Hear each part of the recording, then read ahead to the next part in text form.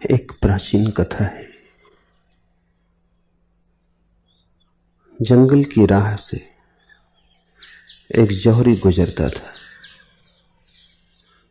देखा उसने राह में एक कुम्हार अपने गधे के गले में एक बड़ा हीरा बांध के चल रहा है। चकित हुआ, पूछा कुम्हार से, कितने पैसे लेगा इस पत्थर के? कुम्हार ने कहा 8 आने मिल जाएं तो बहुत। लेकिन जौहरी को लोभ पकड़ा। उसने कहा 4 आने में दे दे, पत्थर है, करेगा भी क्या? पर कुम्हार भी जिद बांध के बैठ गया, 6 आने से कम न हुआ। तो जौहरी ने सोचा कि ठीक है, थोड़ी देर में अपने आप आके बेच जाएगा। वो थोड़ा आगे बढ़ गया, लेकिन कुम्हार वापस न लौटा। तो जौहरी लौट के आया, लेकिन तब तक बाजी चूक गई थी, किसी और ने खरीद लिया था। तो पूछा उसने कि कितने में बेचा? उस कुम्हार ने कहा कि हुजूर 1 रुपया मिला पूरा, 8 आने में बेच देता, 6 आने में बेच देता, बड़ा नुकसान हो जाता। उस जौहरी की छाती पे कैसा सदमा लगा होगा। उसने कहा, मूर्ख, तू बिल्कुल गधा है। लाखों का हीरा 1 रुपये में बेच दिया।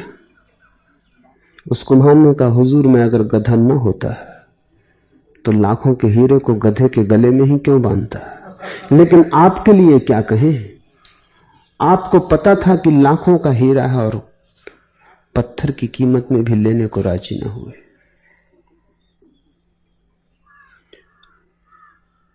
धर्म का जिसे पता है, उसका जीवन अगर रूपांतरित न हो तो उस जौहरी की भांति गधा है।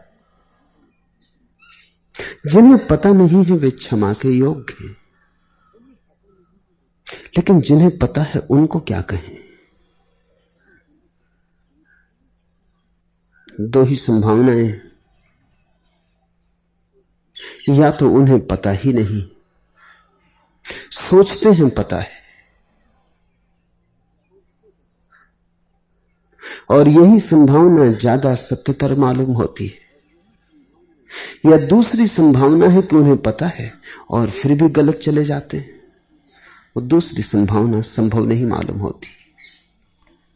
जौहरी ने तो शायद 4 आने में खरीद लेने की कोशिश की हो लाखों के हीरे को, लेकिन धर्म के जगत में यह असंभव है कि तुम्हें पता हो और तुम उससे विपरीत चले जाओ।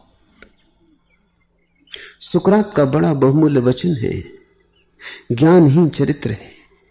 जिसने जान लिया वो बदल गया, और अगर जान के भी न बदले हो तो समझना कि जानने में कहीं खोट है।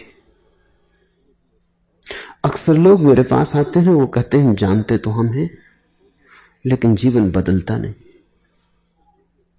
ये तो उन्होंने मान लिया है कि जानते हैं, अब जीवन बदलने की राह देख रहे हैं। मैं उनसे कहता हूं, पहली बात ही बेबुनियाद है, दूसरे की प्रतीक्षा ही ना करो। तुमने अभी बुनियाद ही नहीं रखी और भवन उठाने की कोशिश में लग गए हो। पहले फिर से सोचो तुम जानते हो, क्योंकि ऐसा कभी होता नहीं जो जानता हो और बदल ना जाए। बदलाहट जानने के पीछे अपने आप चली आती, वो सहज परिणाम है, उसके लिए कुछ करना भी नहीं पड़ता। अगर बदलने के लिए कुछ जानने के अतिरिक्त भी करना पड़े तो समझना कि जानने में कोई कमी रह गई थी। जितनी कमी हो उतना ही करना पड़ता है। वो जो कमी है उसकी पूर्ति ही कृत्य से करनी पड़ती है। बोध की कमी कृत्य से पूरी करनी पड़ती है, अन्यथा बोध पर्याप्त है। बुद्ध का सारा संदेश यही है कि बोध पर्याप्त है। ठीक से देख लेना, जिसको बुद्ध सम्यक दृष्टि कहते, जिसको महावीर ने सम्यक दर्शन कहा है, ठीक से देख लेना काफी है, काफी से ज्यादा है।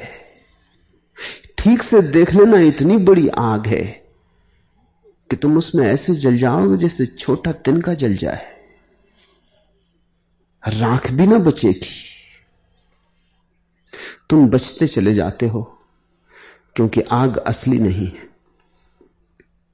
आग आग चिल्लाते जरूर हो, लगी कहीं नहीं।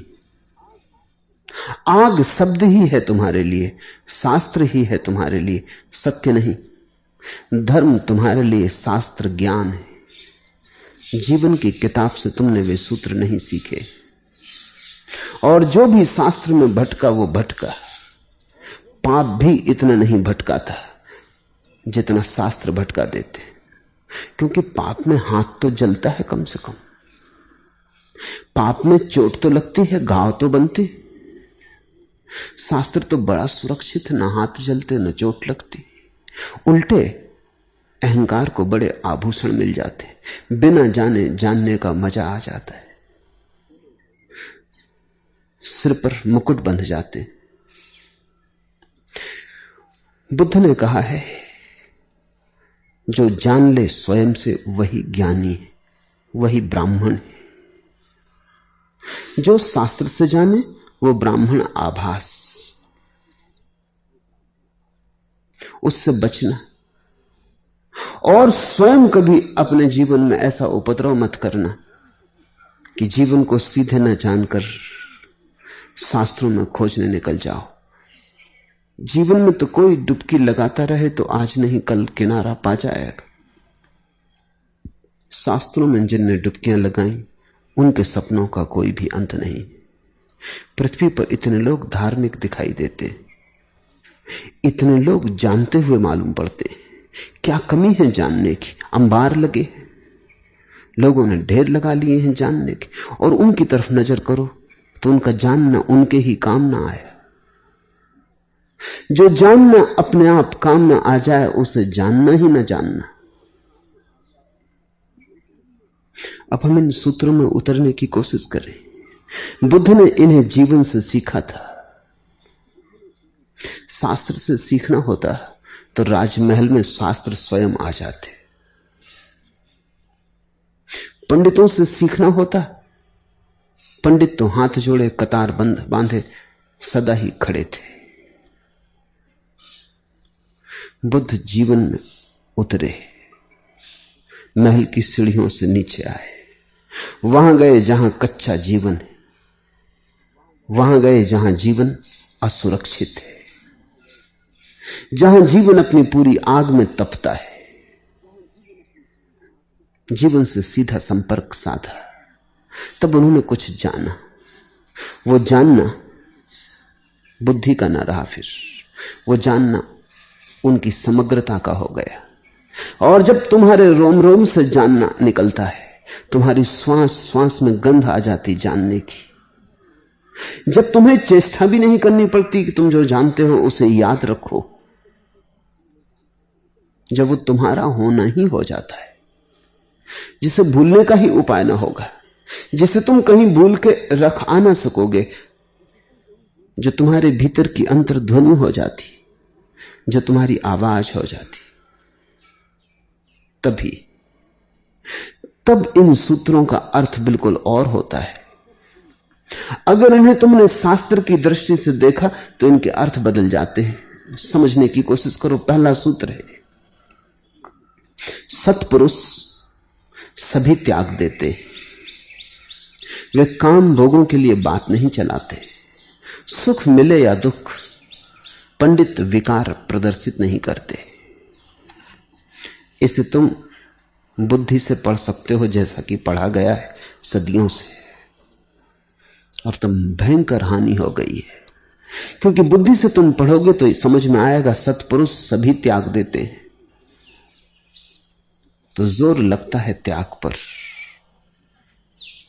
साफ है, वक्तव्य में कहीं कोई भूल चूक नहीं है, सीधा है, सत्पुरुष सभी त्याग देते। तुम जब इसे सुनोगे, तुम जब इसे गुनोगे, जीवन से नहीं शास्त्र से, जब शब्द ही तुम्हारे भीतर एक तरंग बन के विचार का जन्म देगा, तो तुम्हें भी समझ में आएगा सब छोड़ना होगा, तब तुम सत्पुरुष हो सकोगे। बस भूल हो गई। बुद्ध कह रहे हैं सत्पुरुष सब छोड़ देते हैं। बुद्ध ये नहीं कह रहे हैं कि जो सब छोड़ देते हैं वो सत्पुरुष हो जाते। बुद्ध ये कह रहे हैं सत्पुरुष हो जाओ, सब छूट जाता है। छूटना छाया की तरह परिणाम है, छूटना छोड़ना नहीं है। फिर से दोहराऊं, सत्पुरुष सभी त्याग देते। अब सोचने का यह है कि त्यागने के कारण सत्पुरुष होते या सत्पुरुष होने के कारण त्याग देते। अगर बुद्ध को यही कहना था कि सब छोड़ने वाले सत्पुरुष हो जाते तो ऐसा ही कहा होता कि जो सब छोड़ देते हैं वो सत्पुरुष। लेकिन बुद्ध कहते हैं सत्पुरुष सब छोड़ देते। सत्पुरुष होना छोड़ने से कोई अलग बात है। छोड़ना पीछे पीछे आता है, जैसे गाड़ी चलती तो चाक के निशान बन जाते। तुम चलते हो, तुम्हारी छाया तुम्हारे पीछे चली आती, उसको लाना थोड़ी पड़ता है। तुम लौट लौट के देखते थोड़ी हो कि छाया कहीं छूट तो नहीं गई, आती है कि नहीं आती। तुम छोड़ना भी चाहो तो भी छोड़ ना सकोगे, छाया आती ही है, छाया तुम्हारी है, जाएगी कहां। त्याग ज्ञान के पीछे ऐसे ही आता है जैसे तुम्हारे पीछे छाया आती, परिणाम है। और जिन्होंने शास्त्र से पढ़ा उन्होंने समझा कारण, कारण नहीं है त्याग। त्याग कर करके तुम बिल्कुल सूख जाओ, हड्डियां हो जाओ, सत्पुरुष न होगे। भोजन का अभाव तुम्हें पीला कर जाए, लेकिन सतबोध से उठी हुई स्वर्णिम आभा उससे प्रकट न होगी। जो जो पीला है सभी सोना नहीं है। रोग से भी आदमी पीला पड़ जाता है, उसे पीतल समझना। बोध से भी आदमी के जीवन में स्वर्ण आभा प्रकट होती, पर वो बात और, उसके सामने सूरज लजाते, शर्माते। तो ध्यान रखना, त्याग पर जोर बुद्ध पुरुषों का बिल्कुल नहीं है, और उनकी हर वाणी में त्याग का उल्लेख है। और जिन्होंने भी पंडितों की तरह शास्त्रों में खोजा है, वो एक अरण्य में खो गए। कितना सुगम है अरण्य में खो जाना। सत्पुरुष सभी कुछ त्याग देते। कितनी जल्दी मन में ख्याल उठता है, सूत्र मिल गया, सभी कुछ त्याग दो, सत्पुरुष हो जाओगे। काश इतनी आसान बात होती। तब तो जो भिखारी हैं, जिनके पास कुछ भी नहीं है, वो सत्पुरुष हो गए होते।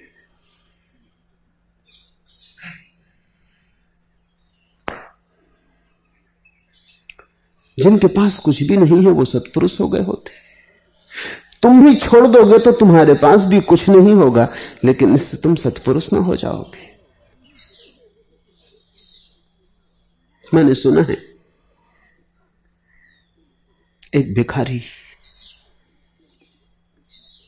एक संदूक वाले की दुकान में चला गया।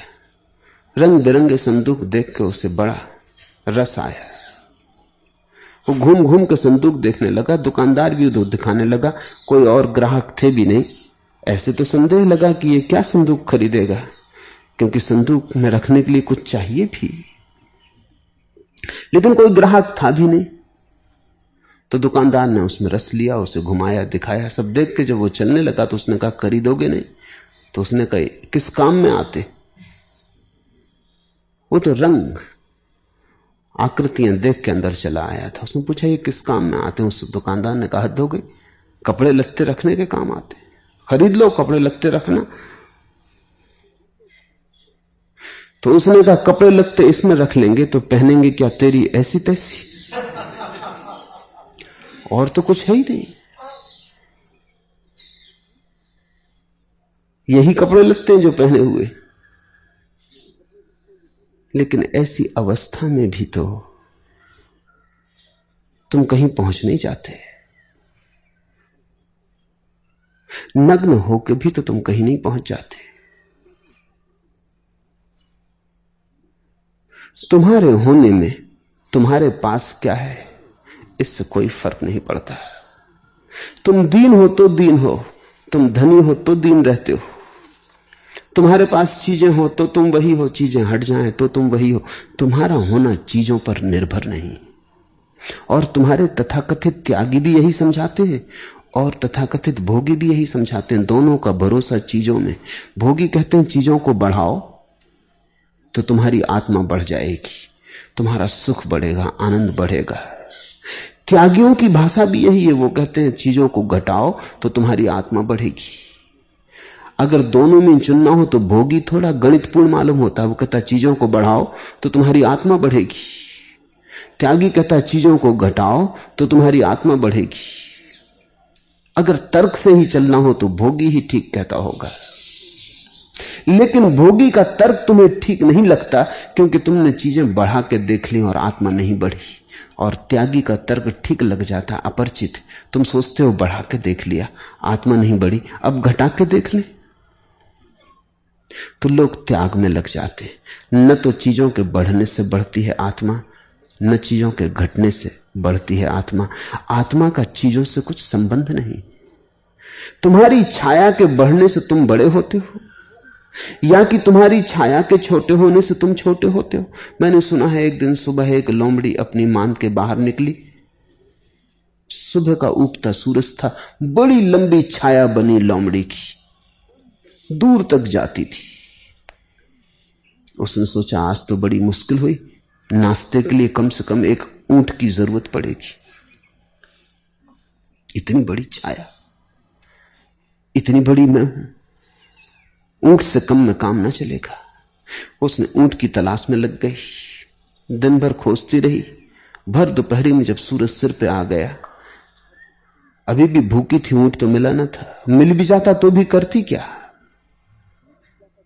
उसने लौट के फिर छाया देखी, छाया सिकुड़ के बिल्कुल पैरों के पास आ गई थी। उसने कहा अब तो चींटी भी मिल जाए तो भी चल जाएगा। छाया से तुम चलोगे तो यही गति होगी। न तो छाया के बड़े होने से तुम बड़े होते, न छाया के छोटे होने से तुम छोटे होते। परिग्रह यानी छाया, वस्तुएं यानी छाया, तुम्हारा मकान, तुम्हारी धन दौलत यानी छाया।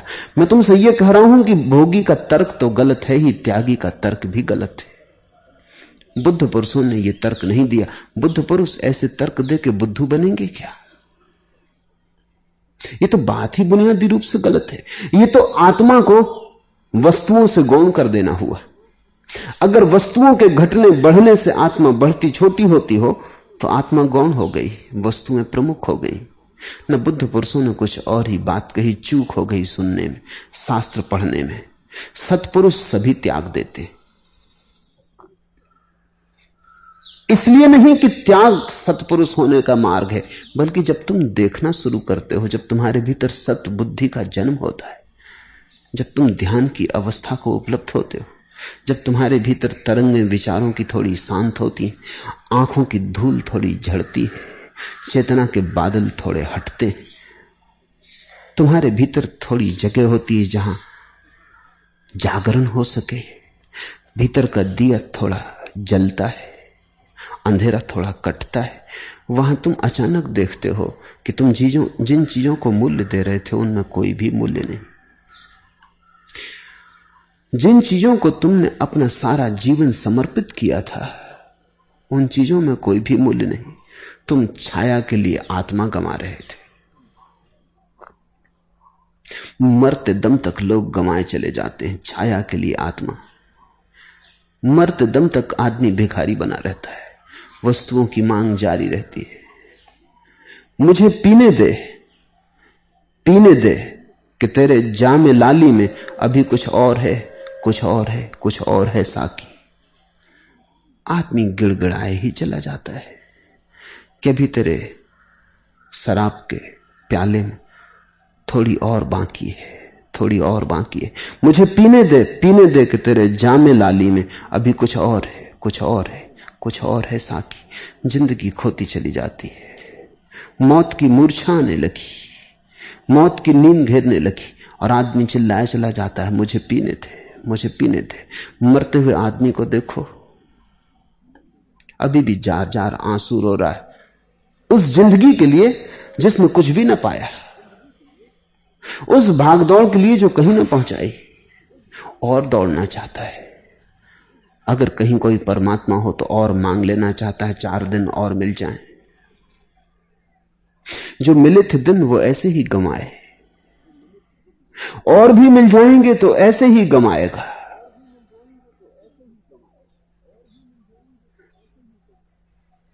जिंदगी को हम छाया के मंदिरों में समर्पित किए।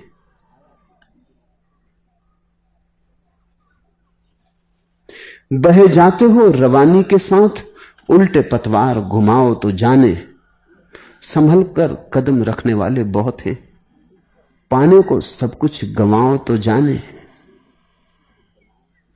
लेकिन सब कुछ गंवाने के लिए वही राजी होता है जिससे सब कुछ में कुछ भी नहीं है ये दिखाई पड़ता है। हीरा उसी दिन तुम्हारे हाथ से छूट के गिर जाता है जिस दिन कंकड़ दिखाई पड़ता है। कंकड़ उसी क्षण उठ के आत्मा में विराजमान हो जाता है जिस क्षण हीरा मालूम पड़ता है। अंततः तुम्हारा बोध निर्णायक है। तुम मूल्य देते हो, उठा लेते हो, तुम मूल्य नहीं देते, गिर जाता है। सारी बात तुम्हारे बोध की है, तुम्हारी दृष्टि की है, तुम्हारी प्रतीति की है। चारों तरफ करोड़ों लोगों की भीड़ है, वो छाया के सहारे चल रही है, उसी में तुम पैदा होते हो। बचपन से तुम भी उसी की भाषा सीखने लगते हो। फिर इस भीड़ में एक छोटा सा तबका है त्यागियों का भी, वो भी इसी भीड़ में है। भला भीड़ पैर के बल चलती हो, वो सिर के बल शीर्षासन करते खड़े, लेकिन भीड़ में है। भला भीड़ पूरब को जाती हो, वो पश्चिम को जाते हैं, लेकिन भीड़ में है। कुछ भेद नहीं है उनमें, भाषा उनकी भी वही है। जिंदगी आधी से ज्यादा गुजर जाती है जब तुम्हें थोड़ा सा समझ में आना शुरू होता है कि तो कुछ सार ना हुआ, कमाया वो कुछ गंवाया जैसा लगता है। जो पाया वो सिर्फ मुंह में एक कड़वा स्वाद छोड़ गया है, कोई प्रतीति नहीं होती उपलब्धि की। ऐसा नहीं लगता कि जीवन की नियति पूरी हुई, ऐसा नहीं लगता कि हम कहीं पहुंचे, कोई मंजिल करीब आई, कोई बीज टूटा वृक्ष बना, ऐसा मालूम नहीं होता। कोई दिया जला रोशन हुआ, ऐसा मालूम नहीं होता। हाथ खाली के खाली लगते तो स्वभावतः उस क्षण तुम्हें विपरीत तर्क पकड़ में आना शुरू होता है कि भोग के देख लिया, गलत था, ये संसारी गलत थे। अब त्यागियों की सुनना शुरू करते हो। आधी जिंदगी लोग संसार में गंवा देते हैं, कभी अगर होश भी आया तो आधी फिर संसार में गंवा देते हैं। तर्क वही है, पहले वस्तुएं इकट्ठी करते थे, अब वस्तुएं छोड़ते, लेकिन नजर वस्तुओं पर लगी होती। नजर का भीतर जाना जरूरी है। बहे जाते हो रवानी के साथ, उल्टे पतवार घुमाओ तो जाने। और जब नजर भीतर की तरफ चलती है तो उल्टे पतवार घूमते। जब तक नजर बाहर की तरफ जाती तब तक तुम भीड़ के साथ चल रहे हो, तब तक तुम हो ही नहीं, भीड़ है, तुम नहीं हो। भीड़ है अंधों की, भीड़ है बहरों की, भीड़ है मुर्दों की, तुम नहीं हो। तब तक तुम धक्के मुक्के में चलते चले जाते हो। तुमने कभी मेलों में देखा कि अगर भीड़ की रवानी में पड़ जाओ तो तुम ना भी जाना चाहो तो भी चलना पड़ता, नहीं तो कुचल दिए जाओगे। सारी भीड़ जा रही, भागी जा रही, तुम्हें भी भागना पड़ता है। अगर खड़े होगे तो गिरोगे, उल्टे जाना मुश्किल है, खड़े होना मुश्किल है, चलना ही एकमात्र सहारा मालूम पड़ता है। इसलिए नहीं कि तुम चलना चाहते हो। हजारों लोगों के भीतर झांक के मैंने पाया है, वे चलना नहीं चाहते, थक गए, लेकिन चारों तरफ से भीड़ है। पत्नी है, बच्चे हैं, पति है, मां है, बाप है, मित्र हैं, परिवार है, दुकान है, बाजार है, सारी भीड़ भागी जा रही, सारा संसार भागा जा रहा है। उस भागने के साथ न भागो तो कुचल दिए जाओगे। बहे जाते हो रवानी के साथ, उल्टे पतवार घुमाओ तो जाने। जिंदगी में जो पहली महत्वपूर्ण घटना घटती है किसी व्यक्ति के, वो है कि आंख बंद हो और भीतर की तरफ पतवार घूमने लगे। चेतना की नाव भीतर की तरफ बहने लगे। संसारी भी भागा जा रहा है बाहर की तरफ पूरब, तुम्हारा त्यागी भी भागा जा रहा है बाहर की तरफ पश्चिम। धार्मिक व्यक्ति न तो पूरब जाता न पश्चिम, धार्मिक व्यक्ति भीतर की तरफ जाता है। उल्टे पतवार घुमाओ तो जाने, आंख बंद करता है ताकि वस्तुओं का संसार खो जाए, और उसकी जान में लग जाता है, उसकी खोज में लग जाता है जो मैं हूं। और वहां ऐसे हीरे हैं, वहां ऐसे मोती हैं, वहां ऐसे स्वर्ण की वर्षा है कि अगर बाहर के स्वर्ण व्यर्थ हो जाएं, आश्चर्य नहीं। आश्चर्य तो तभी होगा कि जिसने भीतर झांका हो और उसे बाहर के मूल्य अभी भी मूल्य बने रहे। यह असंभव है। जिसने एक बार भीतर झांका, जिसने बड़ी संपदा में अनुभूति पाली, बाहर की संपदाएं अपने आप थोथी और व्यर्थ हो जाती।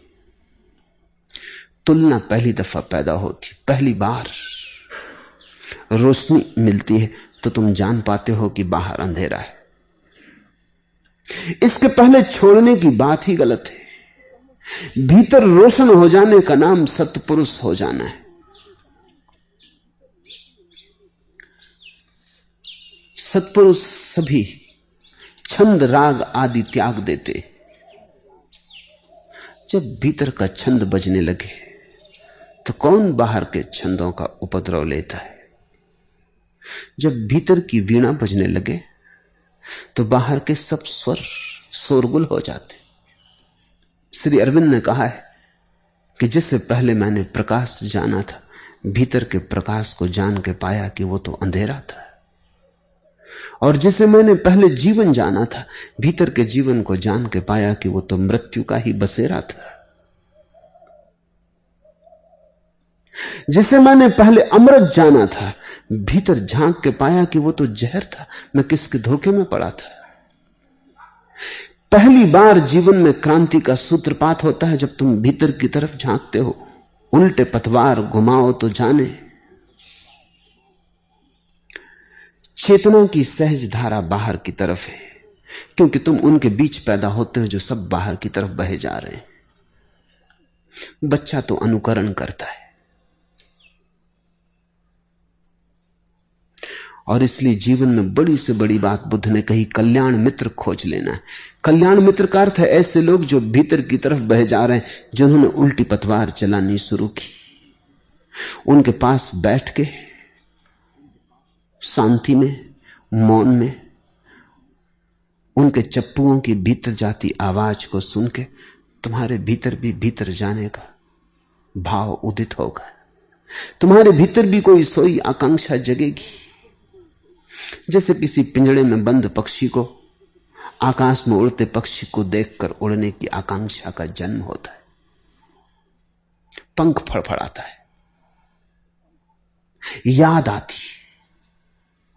मैं भी उड़ सकता था, ये आकाश की नीलिमा मेरी भी हो सकती थी, ये और छोरहीन विस्तार मेरा ही था। पहली दफा कटघरा दिखाई पड़ता है, पहली बार चारों तरफ के सींचे दिखाई पड़ते। कल तक तो वो इसे घर ही समझा था, इसी में उछल कूद लेता था, इसे ही जीवन समझा था, इसी में थोड़ी चहलकदमी कर लेता था, शोरगुल कर लेता था, समझा था यही सब है। कल्याण मित्रों के पास बुद्ध ने भिक्षुओं का संघ बनाया, सिर्फ इसीलिए, कोई संगठन के लिए नहीं। संगठन से धर्म का क्या लेना देना, संगठन तो धर्म का विरोधी है। बुद्ध ने भिक्षुओं का संघ बनाया, एक परिवार जिसमें कारागृह में बंद व्यक्तियों को कारागृह के बाहर के पक्षियों का थोड़ा साथ मिल जाए। इसको हमने सत्संग कहा है, ताकि तुम किसी और को देखकर तुम्हें भी अपने घर की याद आ जाए। तुमने कभी ख्याल किया, अगर तुम परदेश में हो, वर्षों से परदेश में हो, अपनी भाषा भी नहीं बोल सकते, भूल ही गए हो, और अचानक किसी दिन तुम्हें अपने देश का कोई वासी मिल जाए। कैसे गले मिलकर तुम मिलते हो, कोई परिचय भी नहीं है इससे, इसे तुमने कभी देखा भी ना था पहले, अपने देश में भी तुमने इसे कभी ना जाना था, लेकिन वही रूप रंग, वही आंख, वही ढंग, तत्क्षण तुम्हारी भाषा लौट आती। तुम कैसे घुल मिल के इससे बात करते हो जिससे जन्मों जन्मों का बिछड़ा कोई प्यारा मिल गया हो, अपरिचित आदमी, लेकिन तुम्हारे देश का है, तुम्हारी भाषा बोलता है। ठीक ऐसी ही घटना घटती है जब तुम किसी सत्संग की धारा में पड़ जाते हो। तुम्हें अपने देश के लोग मिल गए, तुम्हें घर की तरफ लौटते लोग मिल गए। इनकी मौजूदगी तुम्हारे भीतर सोई हुई यादों को जगा देगी, तुम्हारे पंख फड़फड़ाने लगेंगे, तुम्हारे जीवन में तुलना पैदा होगी, और तुम अब तक जिसे जीवन कहते थे वो व्यर्थ दिखाई पड़ने लगेगा। लेकिन थोड़ा स्वाद चाहिए, भीतर का स्वाद मिल जाए बाहर व्यर्थ हो जाता। निश्चित ही सत्पुरुष सभी छंद राग छोड़ देते। भीतर का छंद मिल गया, छंदों का छंद मिल गया। जिंदगी रक्स में है, दोस्त पे मैखाना लिए, तिस्नकी खुद है, छलकता हुआ पैमाना लिए। और जब जिंदगी खुद नाच रही हो भीतर, जिंदगी रक्स में है, दोस्त पे मैखाना लिए और अपने कंधे पर ही मैखाना लिए जिंदगी खुद भीतर नाचती हो, तिस्नकी खुद है और प्यास खुद, हाथों में छलकता पैमाना लिए खड़ी हो। फिर बाहर की मधुशालाएं, फिर बाहर के नृत्य धीरे धीरे दूर होते जाते, दूर की आवाज होते जाते, धीरे धीरे जैसे तारों जितना फासला तुम्हारे और उनके बीच हो जाता है, वो आवाज फिर तुम तक नहीं पहुंचती। पहुंचती है अभी क्योंकि तुम्हारा रस है वहां, जहां तुम्हारा रस है वही तुम्हें सुनाई पड़ जाता है। जब रस भीतर बहने लगता है, बाहर के छंद खो जाते, बाहर का राग रंग खो जाता है। लेकिन ध्यान रखना, यह परिणाम है। सत्पुरुषत्व को पाना कारण है, त्याग परिणाम है। स्वयं को पाना कारण है, संन्यास परिणाम है। संन्यास से किसी ने कभी स्वयं को नहीं पाया। स्वयं को पाने की यात्रा शुरू होती तो संन्यास घटने लगता है। वे काम भोगों के लिए बात नहीं चलाते। जो आत्म भोग में लगा हो वो क्यों काम भोग की बात चलाए। जिसका अपने से मिलन हो रहा हो, जो उस परम आनंद में डूब रहा हो, जिसके कूल किनारे खोते जा रहे हों, जिसकी सरिता सागर में गिर रही हो, अब वो क्या बातें करे किनारों की। अब बूंद क्यों चिंतित हो अपने सीमाओं के लिए। लेकिन संभल के चलना। काम भोग छोड़ने से कोई आत्मभोग को उपलब्ध नहीं होता। आत्मभोग को उपलब्ध होने से काम भोग छूट जाते। इसे सदा याद रखना, क्योंकि दूसरा तर्क बड़ा सुविधापूर्ण है और तुम्हें लगता है अभी कर सकते हो। काम भोग छोड़ना है, छोड़ सकते हो। पकड़ा तुमने है, छोड़ भी सकते हो। पकड़ने से कुछ नहीं पाया, छोड़ने से भी कुछ न पाओगे। पकड़ने से दुख पाया, छोड़ने से भी दुख पाओगे, क्योंकि दुख तो उस बाहर जाती दृष्टि में ही समाया हुआ है। तो मैं यहां भोगियों को दुखी देखता हूं और त्यागी होने के लिए आतुर देखता हूं, त्यागियों को दुखी देखता हूं और भोगी होने के लिए आतुर देखता हूं। जो स्थिति तुम्हारी है वही दुख मालूम होता है। ऐसे तुम ऐसा समझो तो आसान होगा। तुम अकेले थे तब भी तुम दुखी थे, तब तुम किसी का साथ खोजते थे, विवाह कर ले, कोई संगी साथी मिल जाए। फिर विवाह कर लिया, अब तुम विवाहित हो के दुखी हो। अब तुम सोचते हो इससे तो अकेले ही होना अच्छा था। पता ही ना था कि कितना सुख था अकेले होने में। मगर तुम ये मत सोचना कि संयोग से पत्नी मर जाए तो तुम बड़े सुखी हो जाओगे। पत्नी के मरते ही तुम अचानक दूसरी पत्नी की तलाश करने लगोगे। 2-4 दिन चाहे तुम राहत ले लो, विश्राम कर लो, थक गए हो ज्यादा, लेकिन जल्दी ही तुम पाओगे कि अकेले होने में बड़ी पीड़ा है। फिर तुम 2 होना चाहते हो। तुम्हारे भीतर भी त्याग और भोग का खेल चलता रहता है। अलग अलग व्यक्ति ही त्याग और भोग का खेल करते हैं, ऐसा नहीं। तुम्हारे भीतर, प्रत्येक के भीतर त्याग और भोग का खेल साथ साथ चलता रहता है। वो एक ही सिक्के के 2 पहलू हैं। आत्म जागरण न तो त्याग है न भोग है, क्योंकि आत्म जागरण बाहर से मुक्त होने की कला है। आत्म जागरण स्वामी ठहरने की, स्वस्थ होने की कला है। सत्पुरुष बुद्ध उसी को कहते हैं जिसने अपने होने में स्थिरता पा ली, जिसकी लौ अकंप चलने लगी। सुख मिले या दुख, पंडित विकार नहीं प्रदर्शित करते। अभी तो दुख मिलेगा तो तुम कैसे प्रकट करने से बचोगे अपनी प्रतिक्रिया? दुख मिलेगा, तुम दुखी हो जाओगे। चाहे तुम छिपाने की कोशिश भी करो, यह भी हो सकता है कि दूसरे को तुम पता भी न चलने दो, पर इससे कोई फर्क नहीं पड़ता, तुम दुखी हो जाओगे।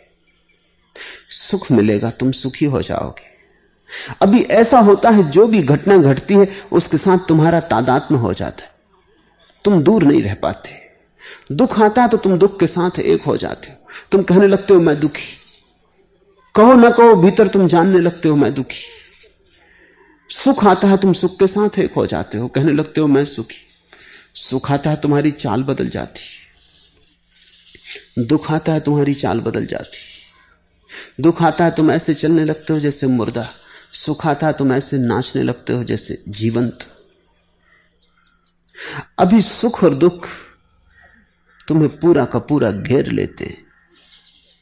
अभी तुम्हारा होना सुख दुख के पार नहीं, सुख दुख के भीतर है। सत्पुरुष वही है जिसके पास अपना होना है, प्रमाणिक होना है।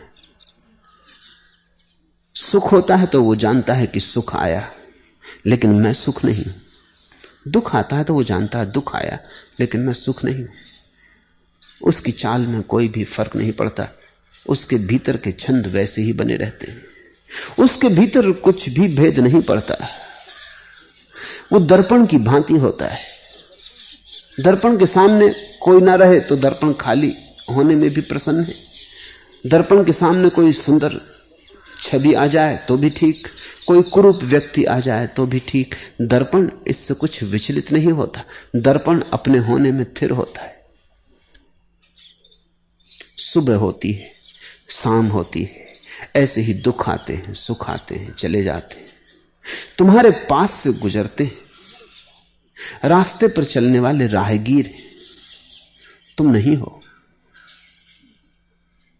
जिसे जैसे ही इस बात का स्मरण आना शुरू हुआ कि मैं पृथक हूं सारे अनुभवों से, अनुभव मात्र मुझसे अलग है,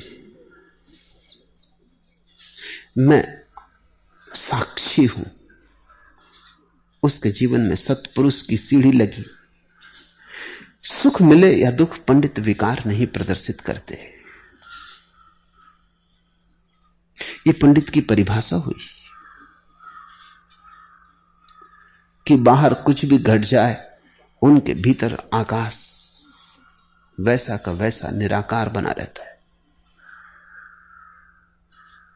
कोई भेद नहीं आता। बादल आ जाएं आकाश में तो आकाश निर्विकार रहता है, बादल चले जाएं तो निर्विकार रहता है। आकाश को कुछ छूता ही नहीं, अस्पर्शित। इसलिए ठीक सत्पुरुष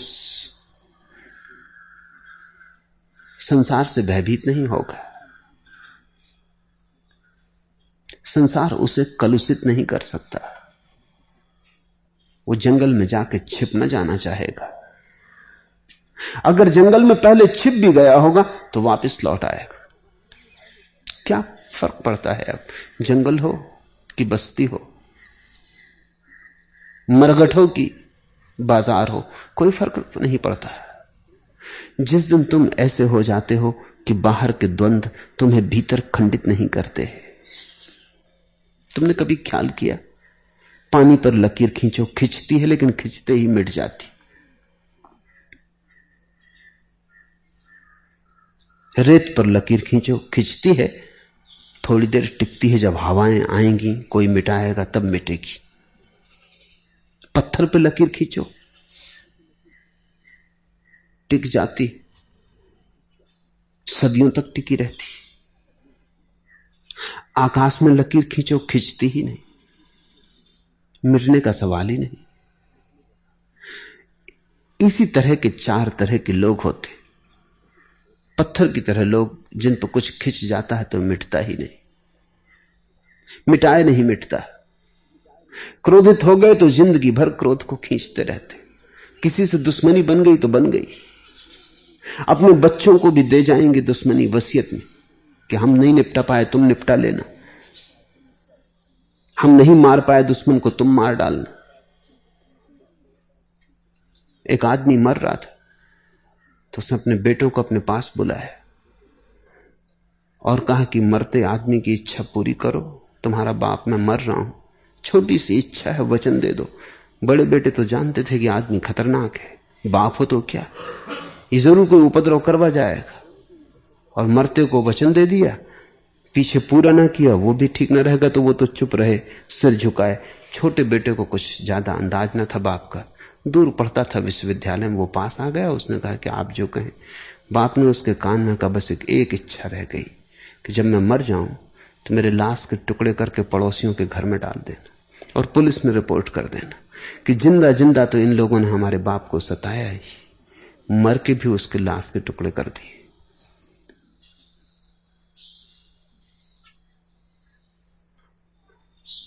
उसने अपने बेटे से कहा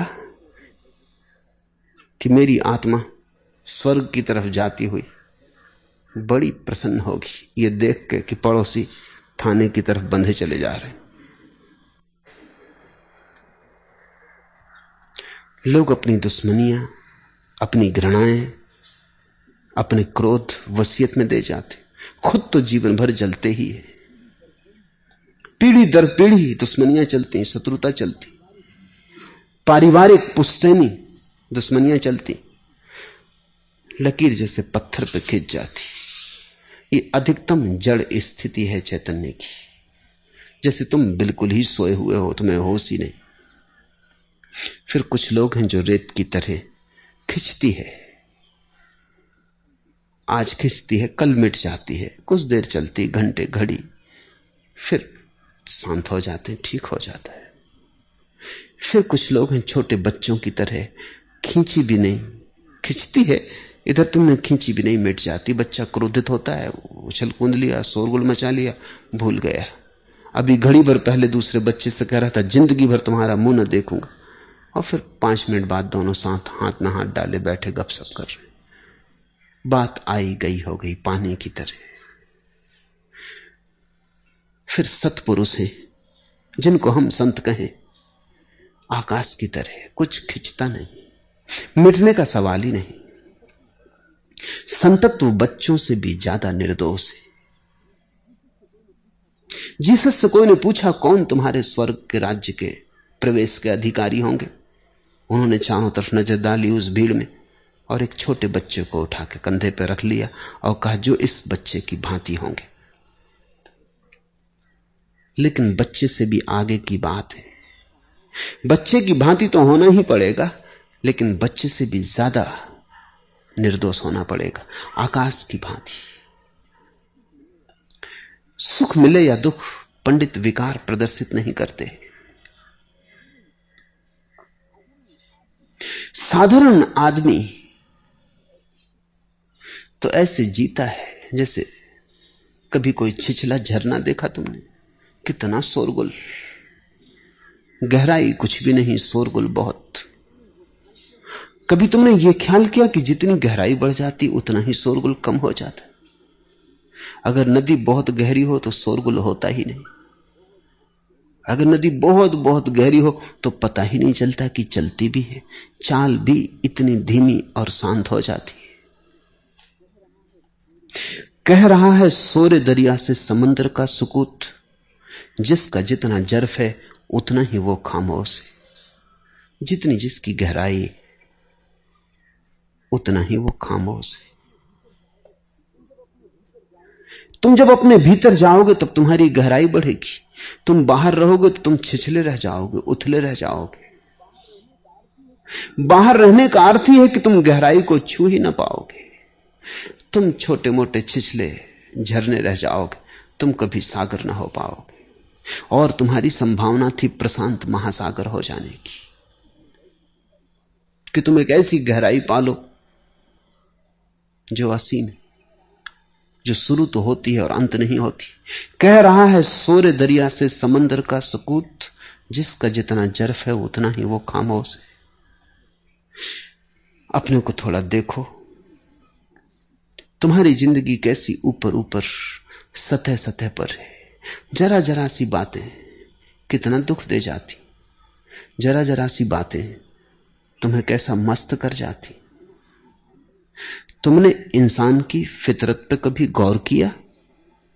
मैं सरजो सभी दर्द तहे जाम अभी तो लगता है कि उफनता तूफान है मस्ती का, जैसे शराब की प्याली ऊपर से बही जा रही हो और क्षण भर बाद खाली प्याली जिसमें सिर्फ तलछट बची। तुमने इंसान की फितरत पर कभी गौर किया? मैं सरजो सभी दुर्द तहे जाम क्षण में ऐसा होता रहता, जैसे हवा में डोलता एक पत्ता हो। तुम्हारा कोई व्यक्तित्व नहीं, तुम्हारी कोई आत्मा नहीं, तुम हो ही नहीं। अभी तुम हवाओं के थपेड़े हो। अभी नदी की लहरें तुम्हें जहां ले जाती तुम चले जाते हो, बहते हुए सूखे पत्ते हो। अभी अस्तित्व में तुम्हारी कोई जड़ें नहीं। अन्यथा जिंदगी तुम्हें इतनी आसानी से न हिला पाएगी,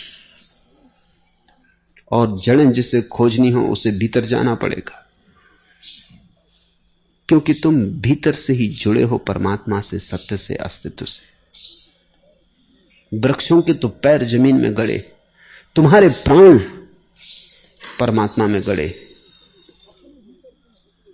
अपने भीतर तुम जितने गहरे जाओगे उतने ही तुम पाओगे कि बाहर की बातें अब कम और कम और कम प्रभावित करती। एक घड़ी ऐसी आती है कि तुम पर ही घटना घटती है और तुम ऐसे खड़े देखते रहते हो जैसे किसी और पे घट रही हो। बस सत्य पुरुष का जन्म हुआ। तुम्हारे ही घर में आग लगी है और तुम खड़े देख रहे हो जैसे किसी और के घर में आग लगी। तुम्हारी ही पत्नी चल बसी है और तुम खड़े ऐसे हो जैसे किसी और की पत्नी चल बसी। सब तुम्हारा लुट गया और तुम खड़े ऐसे हो जैसे किसी और का लुट गया है।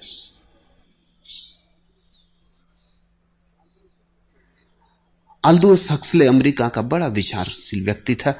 कैलिफोर्निया में उसने अपने सारे जीवन एक बड़ा संग्रहालय बनाया था। दूर दूर से बड़ी कीमती पुस्तकें लाया, सुंदर मूर्तियां, प्राचीन पुरातत्व की चीजें, शिलालेख। अपने सारे जीवन की संपत्ति उसने उसी में लगाई थी। 40 साल की मेहनत थी उस आदमी की, और कहते एक अनूठा संग्रह था उसके पास। और अचानक उसमें एक दिन आग लग गई। पर इसी पुरातत्व की खोज में लगा धीरे धीरे इन्हीं सत्यों की खोज में लगा हुआ उसके जीवन में एक क्रांति भी घट गई थी। उसे हम आधुनिक जगत का एक ऋषि कह सकते हैं। उस दिन उसने प्रमाण दिया। उसकी पत्नी ने तो समझा कि वो पागल हो जाएगा, क्योंकि सारा जीवन मिट्टी में गया। आग इतनी भयंकर थी कि कोई उपाय न रहा बचाने का, कुछ भी। खुद की लिखी किताबें, खुद की हस्तलिखित पांडुलिपियां, वो भी सब जल गईं। वो अपने खड़ा है, मकान को जलते देख रहा है। पत्नी घबराई, क्योंकि न तो वो कुछ बोल रहा है न परेशान दिख रहा है। सोचा कि क्या पागल हो गए, रो ले, चिल्ला ले, चीख ले तो हल्का हो जाए। और एल्दोस हक्सले ने कहा कि मुझे सिर्फ ऐसा लगा कि एक बोझ हल्का हुआ। और जल जाने के बाद जब मैंने दूसरे दिन अपने मकान को देखा तो मुझे ऐसा लगा जैसे एक सफाई हो गई, स्नान कर लिया हो। जैसे ही तुम भीतर जाओगे वैसे ही बाहर की घटनाएं कम से कम मूल्य की रह जाएंगी। धीरे धीरे उनमें कोई मूल्य नहीं रह जाता। जैसे सांप अपनी कैंचुल को छोड़ के सरक जाता है, ऐसे ही तुम अपने बाहर को छोड़ के भीतर सरक जाते हो। बाहर कैंचुली ही पड़ी रह जाती है, उसका कोई भी मूल्य नहीं है।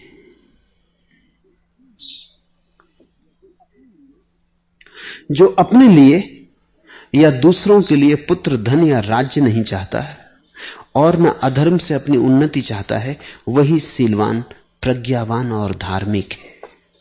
जो अपने लिए या दूसरों के लिए, क्योंकि हम बड़े धोखेबाज हैं। हम कहते हैं अपने लिए तो हमें कुछ भी नहीं चाहिए, बच्चों के लिए कर रहे हैं।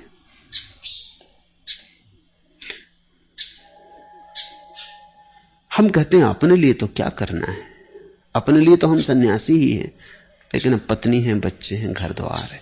हमारी बेईमानी का अंत नहीं। हम बड़ी तरकीबें निकालते हैं। हम दूसरों के कंधों पर रख के बंदूकें चलाते हैं। तो बुद्ध कह रहे हैं जो अपने लिए या दूसरों के लिए पुत्र, धन या राज्य नहीं चाहता, जो महत्वाकांक्षी नहीं,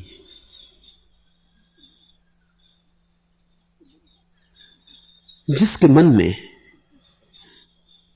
प्रतिस्पर्धा की दौड़ नहीं। ध्यान रखना, जब भी तुम कुछ चाहते हो बाहर के संसार में, तो तुम्हें आत्मा से मूल्य चुकाना पड़ता है। कोड़ी कोड़ी भी तुम बाहर से लाते हो तो कुछ गमा के लाते हो, ऐसे मुफ्त कुछ भी नहीं मिलता और बड़ा महंगा सौदा है। 5 रुपए कमा लेते हो जरा सा झूठ बोल के, तुम सोचते हो इतने से झूठ में क्या बिगड़ेगा, लेकिन उतने झूठ में तुमने आत्मा का एक कोना गंवा दिया, तुमने भीतर की एक स्वच्छता गंवा दी, तुमने भीतर की एक शांति गंवा दी। क्योंकि एक झूठ 1000 झूठ लाएगा, फिर कोई अंत नहीं। 1000 झूठ करोड़ झूठ लाएंगे। एक छोटा सा झूठ बोल के देखो कि झूठ में कैसी संतानें पैदा होती, झूठ की बड़ी श्रृंखला पैदा होती, बच्चे पे बच्चे पैदा होते चले जाते। झूठ संतति निग्रह को मानते ही नहीं, वो पैदा ही किए चला जाता है। सत्य बिल्कुल बांझ है। ख्याल करो, जब भी तुम एक सत्य बोलते हो बात खत्म हो गई, पूर्ण विराम आ गया, झूठ का सिलसिला अंत होता ही नहीं। सच बोलते हो याद भी नहीं रखना पड़ता, झूठ के लिए बड़ी याददाश्त चाहिए। सच के लिए याददाश्त की भी जरूरत नहीं, उतना बोझ भी जरूरी नहीं। झूठ के लिए तो याददाश्त चाहिए। किसी से कुछ बोला, किसी से कुछ बोला, इस आदमी से झूठ बोल दिया आज, अब ये कल फिर पूछे तो कल का झूठ भी याद रखना चाहिए। और झूठ खिसकता है, क्योंकि झूठ की कोई जगह नहीं होती ठहरने की।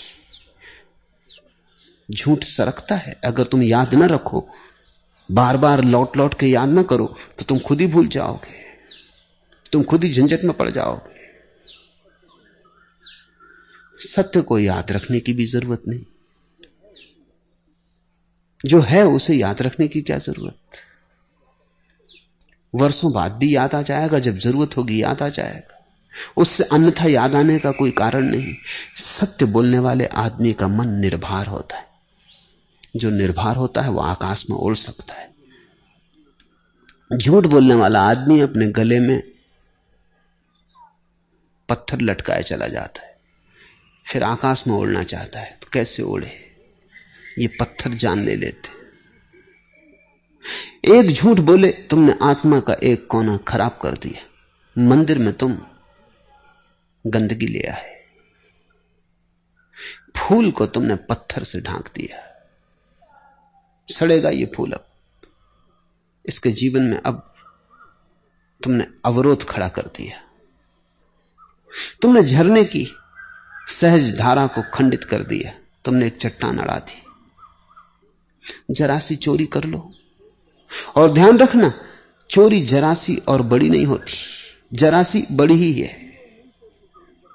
सभी चोर यही सोच के चोरी करते हैं कि इतनी सी से क्या बनता बिगड़ता है। तुमने कभी ख्याल किया चोरी का, झूठ का गणित क्या है? झूठ सदा यही कहता है इतना सा है, क्या बनता बिगड़ता है। और आज बोलिए, कोई सदा थोड़ी बोलना है, एक दफा संभल गई बात संभल गई। चोरी भी यही कहती इतनी सी है। 2 पैसे की चोरी और 2 करोड़ रुपए की चोरी में कोई फर्क नहीं है। चोरी चोरी है, छोटी बड़ी नहीं होती। छोटा बड़ा झूठ भी नहीं होता, झूठ सिर्फ झूठ है। छोटा बड़ा कैसे होगा? सत्य सत्य है, ना छोटा होता ना बड़ा होता, न झूठ छोटा होता ना बड़ा होता, न चोरी बड़ी होती न छोटी होती। मगर मन समझाया चला जाता है कि इतना सा झूठ है, क्या बनता बिगड़ता है, इतनी सी चोरी है, कर लो, कल दान कर देंगे।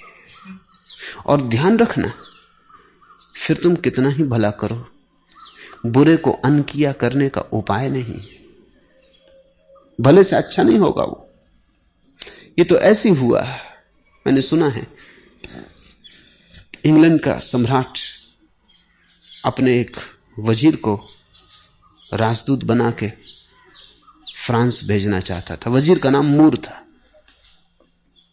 लेकिन वो डरा हुआ था, क्योंकि वो फ्रांस का सम्राट जो था थोड़ा झक्की किस्म का था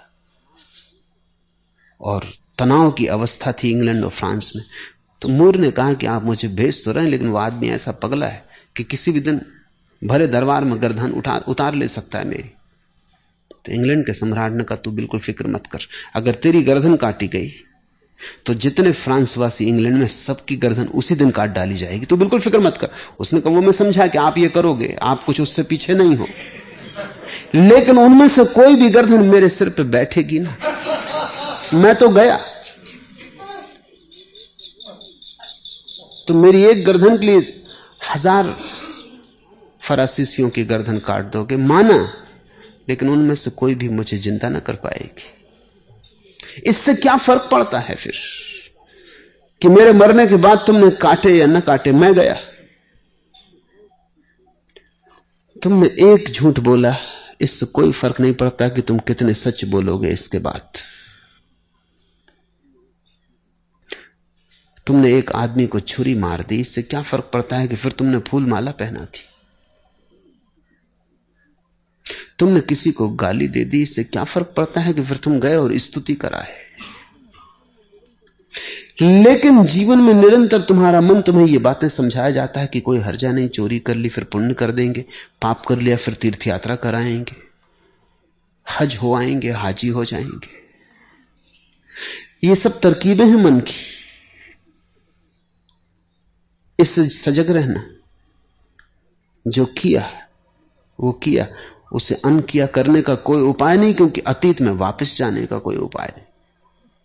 जो हो गया हो गया। हां, उससे पार होने का उपाय है, उसको अनकिया करने का उपाय नहीं। तुमने अगर एक आदमी की गर्दन काट दी, अब तुम क्या करोगे? तुम लाख मंदिर बनवाओ, तुम लाख पूजा चढ़वाओ, तुम हजारों ब्राह्मणों को भोजन करवाओ, इससे क्या होगा? जो हो गया हो गया। हां, यह हो सकता है कि तुम बोधपूर्ण हो जाओ, जाग जाओ, तो पार हो जाओगे, अतिक्रमण हो जाएगा, लेकिन जो किया जा चुका उसको अनकिया नहीं किया जा सकता।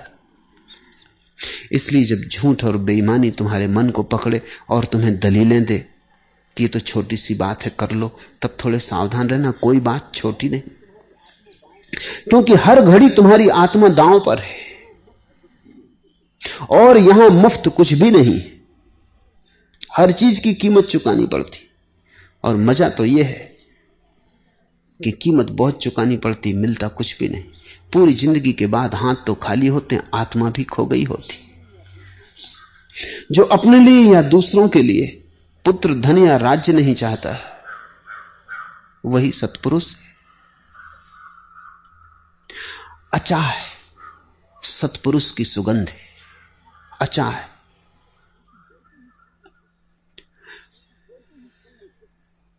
क्योंकि जैसे ही तुमने कुछ चाहा,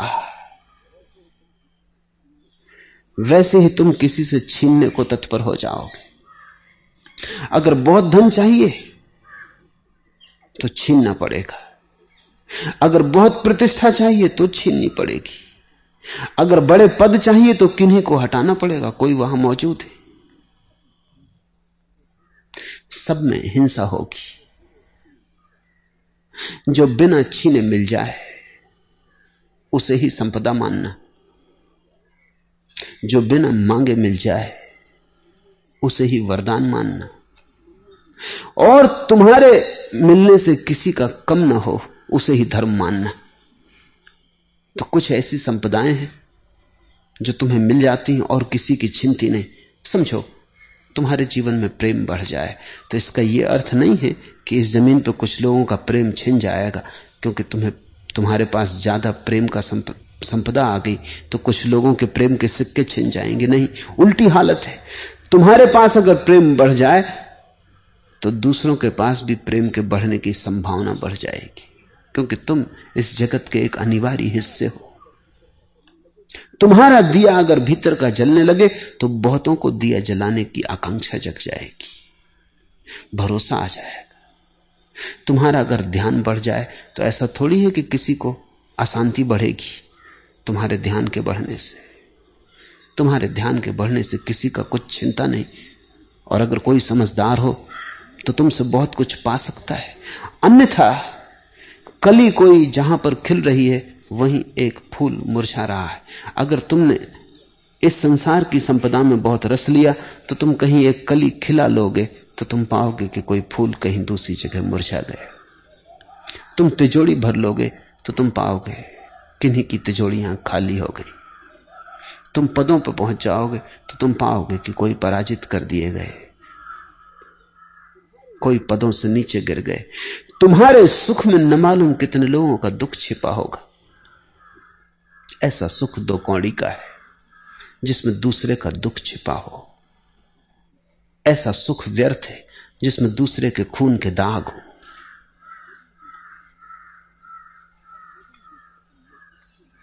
और मजा यह है कि ना कुछ के लिए मिलता कुछ भी नहीं। पद पर बैठ जाओ तो भी तुम ही हो, कितने ही ऊंचे पद पर बैठ जाओ तुम ही हो। चांतारों पर बैठ जाओ तो भी तुम बदल ना जाओगे। तुम बदलो तो तुम जहां बैठे हो वहीं सिंहासन हो जाते, और वे सिंहासन किसी से छीनने नहीं पड़ते। तुम बदलो तो तुम जहां चलते हो वहीं तीर्थ बन जाते।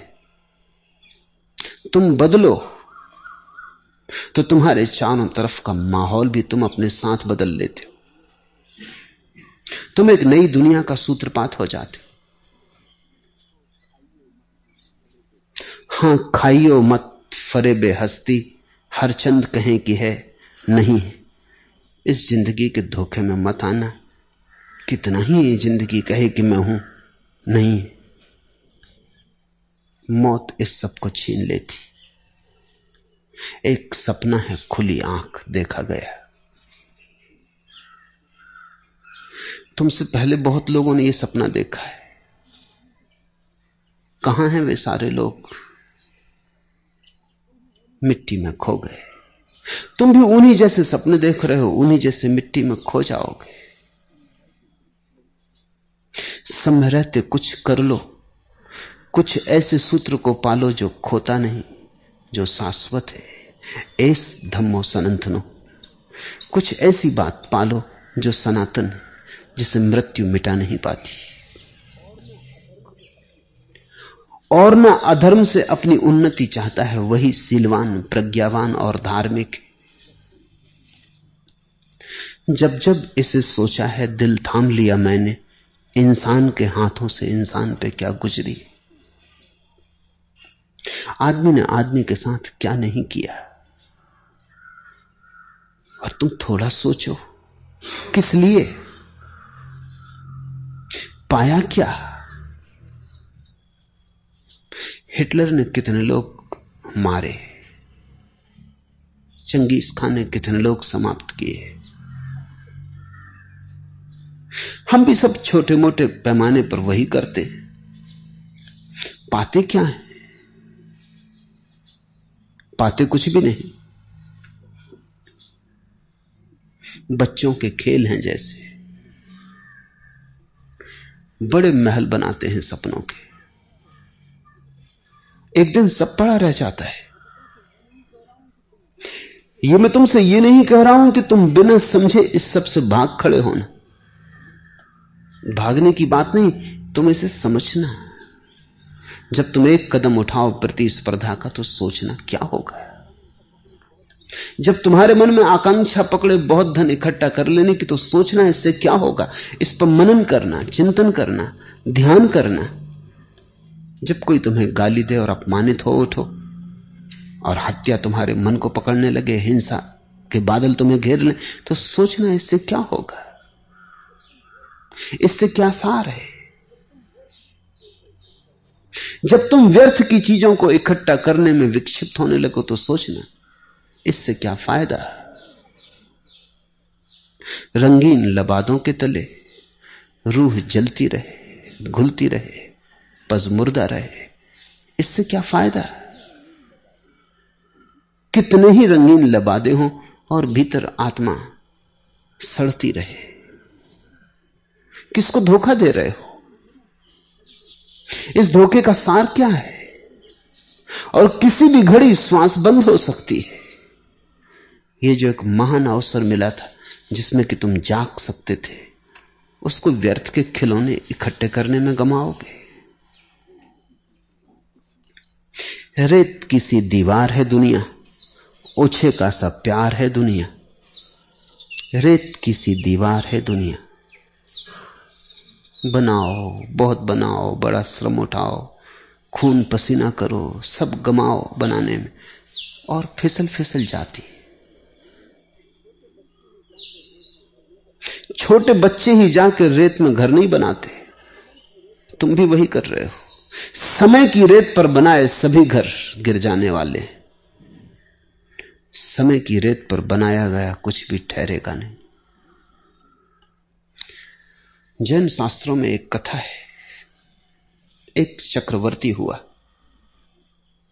तो जैन शास्त्र कहते हैं कि जब कोई चक्रवर्ती हो जाता है, चक्रवर्ती यानी सारे सम्राट, सारे जगत का सम्राट हो जाता है, सभी का अकेला मालिक हो जाता है, वही सभी होना चाहते हैं।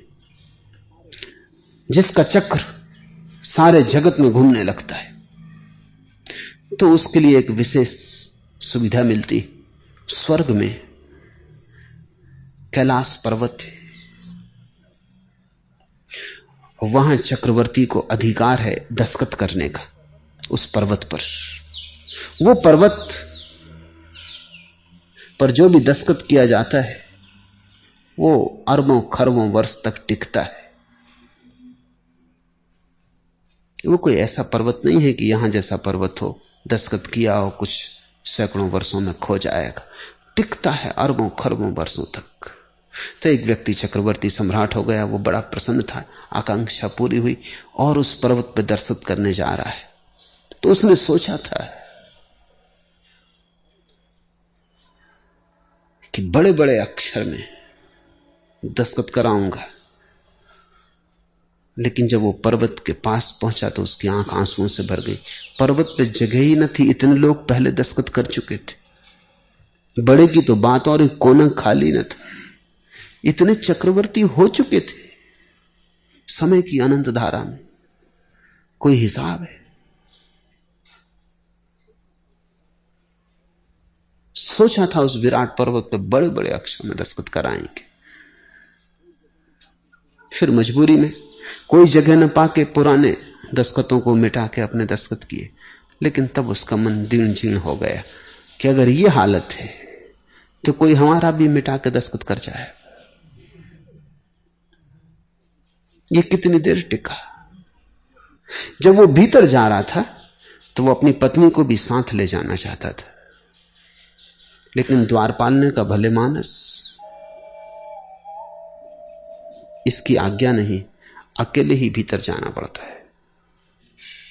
पर मजा ही क्या अगर पत्नी ना देख पाए पति का गौरव तो दस्तखत कर रहा है। उसने बड़ी जिद की थी, लेकिन द्वारपाल ने कहा था मान तू, लौट के तू प्रसन्न होगा कि पत्नी को नहीं ले गया तो अच्छा हुआ। और ऐसा कुछ तेरे साथ ही हुआ है ऐसा नहीं। मेरे पिता भी यही काम करते थे द्वारपाल का। वो भी कहते थे जब भी कोई आता है वो पत्नी को साथ ले जाना चाहता है। उनके पिता ने भी उनसे यही कहा था। ये सदा से होता रहा है। और ये भी मुझे पता है कि लौट के तू धन्यवाद देगा, ऐसा सदा से होता रहा है कि अच्छा हुआ पत्नी को साथ ना ले गए, मिट्टी पलीद हो जाती। लौट के उसने धन्यवाद दिया। तो बड़ी कृपा है कि यहां पहरा बिठाया है। अब लौट के अपनी शान तो कह सकूंगा। अगर पत्नी भी देख लेती कि यहां तो कोई जगह ही खाली नहीं, ये कोई बड़ा गौरव नहीं, चक्रवर्ती भी हो जाओ, क्या मिलने वाला है? कितने लोग हो चुके हैं। और स्वर्ग के पर्वतों पे भी दस्तखत करने को मौका मिल जाए, वो भी रेत पर ही किए गए दस्तखत है। सब हस्ताक्षर रेत पर है। सिर्फ एक तुम हो जो समय के पार हो। सिर्फ एक तुम्हारा होना है जो समय की धार में नहीं। अगर उसे पा लिया तो कुछ पाया, अगर उसे गंवाया तो सब गंवाया। पार जाने वाले मनुष्यों में थोड़े ही हैं। ये इतर लोग तो किनारे किनारे ही दौड़ने वाले। पार जाने वाले मनुष्य, संसार से पार जाने वाले मनुष्य, समय से पार जाने वाले मनुष्य थोड़े ही हैं। इतर लोग तो किनारे किनारे ही दौड़ते रहते। किनारे तुम कितने ही दौड़ो कुछ न पाओगे। पार जाना होगा, अतिक्रमण करना होगा। उस अतिक्रमण की कीमिया का नाम ही धर्म है।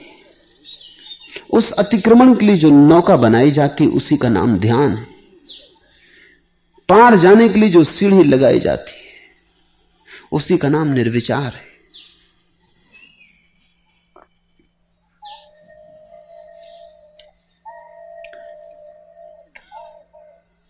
कैसे ये निर्विचार की सीढ़ी लगे, कैसे ये नौका बने ध्यान की कि तुम पार जा सको, समय के पार। इसे थोड़ा समझ ले, ये बहुत बहुमूल्य सूत्र है। वासना सदा कहती है कल, तृष्णा सदा कहती है कल, चाह सदा कहती है कल, ध्यान कहता है आज, अभी, यही। ध्यान के लिए वर्तमान के अतिरिक्त कोई क्षण नहीं। चाह के लिए वर्तमान को छोड़ के सब है, भविष्य है, अतीत है। ध्यान के लिए ना अतीत है ना भविष्य, बस यही क्षण है। और इसी क्षण में से समय के पार जाने का द्वार है। वर्तमान के क्षण में वो सुविधा है कि अगर तुम ठहर जाओ तुम सरक जाते समय के पार। मगर वही मन ठहरने नहीं देता। मन कहता है कल मकान बनाना, परसों धन कमाना, फिर ये करना, फिर ये करना। मन योजनाएं बनाता है। उन्हीं योजनाओं के कारण वो जो सकरा सा द्वार है, अति सकरा। जीसस ने कहा है द्वार बहुत सकरा है लेकिन बिल्कुल सीधा है, सरल है, सुगम है, लेकिन बहुत सकरा है। इतना सकरा है कि अगर तुम बहुत बारीकी से न देखो तो तुम चूकते ही चले जाओगे।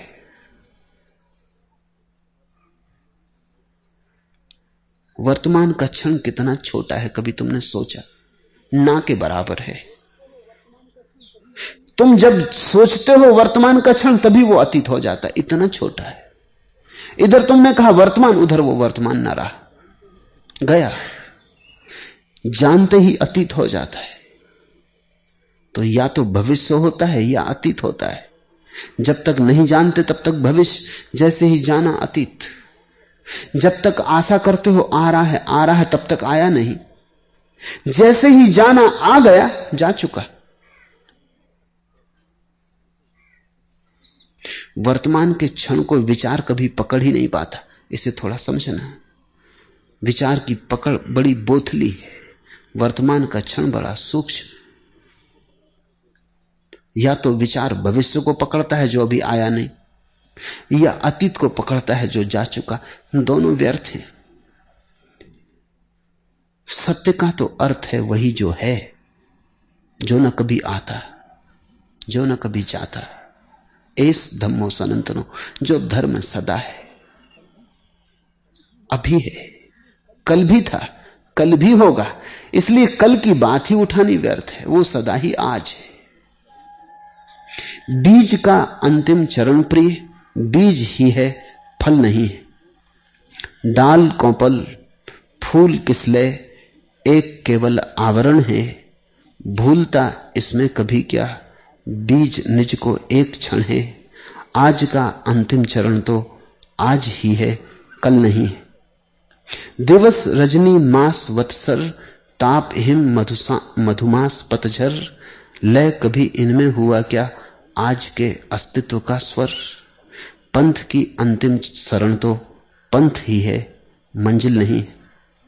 बीज का अंतिम चरण प्रिय, बीज ही है, फल नहीं।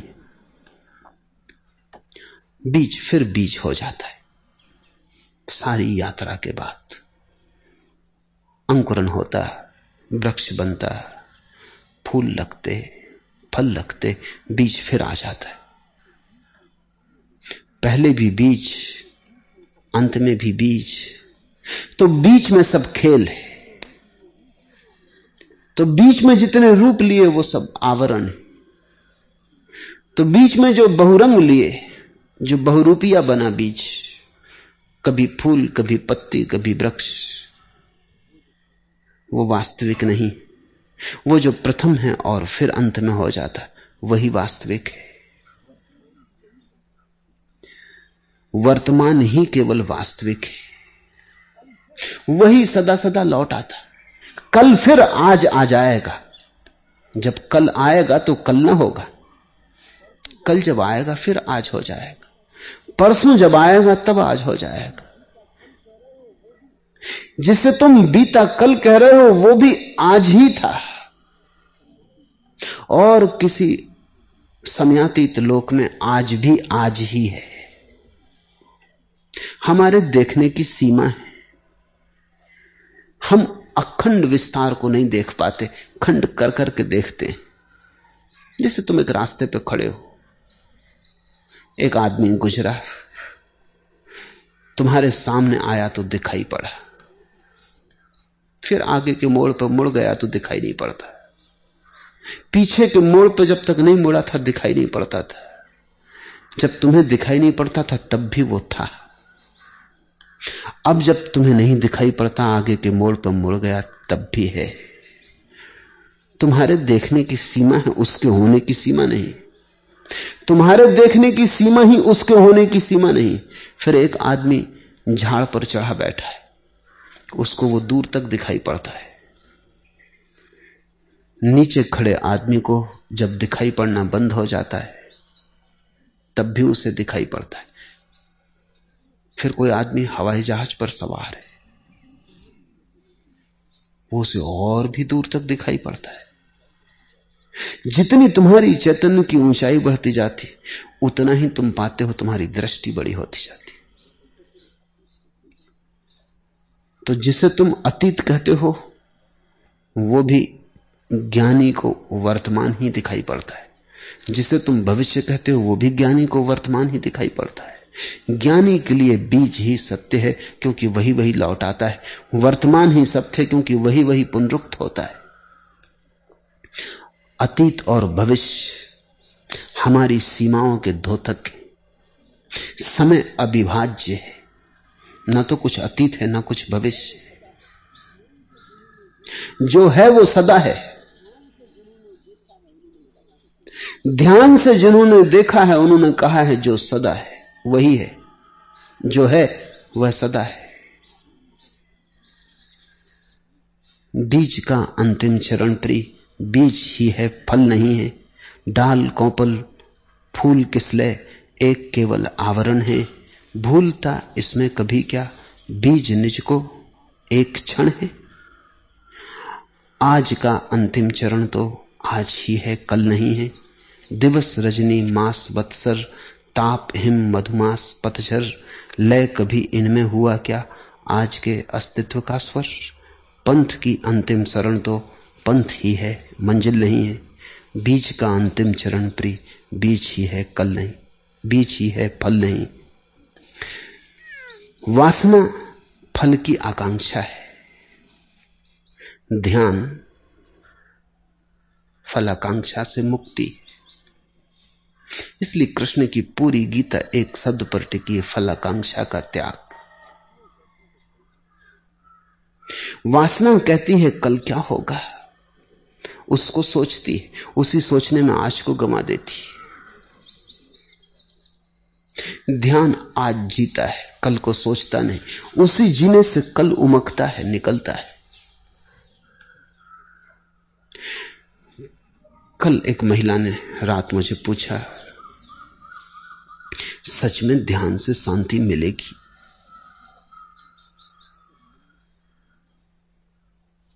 अगर मिलने की पक्की गारंटी हो तो वो ध्यान करने का सोचती। गारंटी कौन देगा? और मजा तो यह है कि ध्यान का अर्थ ही है कि क्या मिलेगा उसको छोड़ देना। ध्यान में भी अगर फलाकांक्षा है कि क्या शांति मिलेगी, तो फिर ध्यान भी ध्यान न रहा, वासना हो गया। ध्यान से शांति मिलती है, मिलेगी ऐसा नहीं, मिलती है, वो उसका परिणाम है।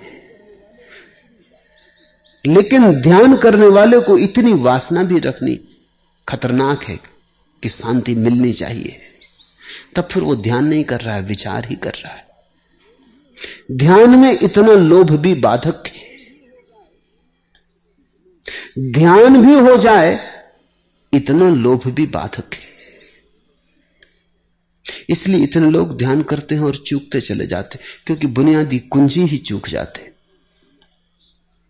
इस क्षण में परिपूर्ण होना है, इस क्षण से बाहर नहीं जाना है, इस क्षण को पूरा अस्तित्व जानना है। इस क्षण के बाद कुछ भी नहीं, न पीछे कुछ न आगे कुछ, यही क्षण है। इसी क्षण में हम पूरे के पूरे स्थिर हो जाएं, ध्यान हो गया। बड़ी शांति मिलती है, ध्यान रखना, मिलेगी ऐसा नहीं कह रहा हूं, मिलती है। लेकिन उन्हीं को मिलती है जो मांगते नहीं। जिन्होंने मांगी वो कुंजी चूक गए। मांगी तो वासना हो गई, मांगी तो कल आ गया, मांगी तो फल आ गया। बीज का अंतिम चरण प्रिय, बीज ही है, फल नहीं। जैसे तुम्हें एक बार इसकी झलक मिल जाएगी, फिर कठिनाई न रह जाएगी। पहली झलक अत्यंत कठिन है, क्योंकि पहली झलक करीब करीब असंभव मालूम होती। तुम पूछोगे जब आकांक्षा ही नहीं करनी तो हम ध्यान करें ही क्यों? करेंगे ही कैसे? करेंगे तो आकांक्षा के साथ करेंगे। तुम्हारी अड़चन मैं समझता हूं, तुमने अब तक जो भी किया आकांक्षा के साथ किया, लेकिन तुम अभी तक ये न देख पाए कि आकांक्षा तो बहुत की, पाया क्या?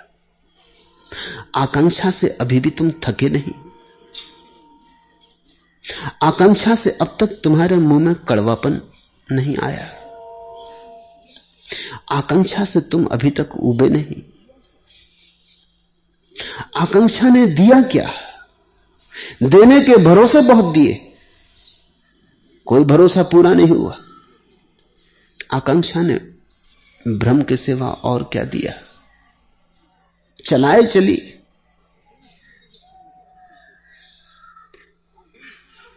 पहुंचाया तो कहीं नहीं। आकांक्षा को जब तुम गौर से देखोगे तो तुम पाओगे आकांक्षा से कुछ भी नहीं मिला। आकांक्षा गिर जाएगी उस बोध के क्षण में, और उसी बोध के क्षण में ध्यान उपलब्ध होता है। आकांक्षा का अभाव ध्यान है। पहले ऐसे कभी कभी घटेगा, फिर तुम भटक जाओगे। फिर धीरे धीरे ज्यादा ज्यादा घटेगा, कम कम भटकोगे। फिर एक दिन ऐसा आएगा कि तुम बिल्कुल स्थिर हो जाओगे। हवाओं के झोंके आएंगे, गुजर जाएंगे, तुम्हारी लौ न कपेगी। दुख आएंगे, सुख आएंगे, तुम निष्कंप जलते रहोगे। सब छूट जाएगा क्योंकि तुमने अपने को पा लिया होगा। वस्तुतः जिसने स्वयं को पा लिया, सब पा लिया। छूटता है क्योंकि जिसने सब पा लिया, अब वो व्यर्थ को पाने के लिए नहीं दौड़ता। सत्पुरुष ऐसी संपदा का धनी हो जाता है जो शाश्वत है। ऐसे पद पर विराजमान हो जाता है जिसके पार कोई पद नहीं। निश्चित ही सब छंद राग छूट जाते हैं क्योंकि महाछंद बज उठता है। छंदों का छंद भीतर अहिर्निश बजने लगता है। सब गीत गान बंद हो जाते हैं क्योंकि गायत्री मुखरित हो उठती। आज इतना।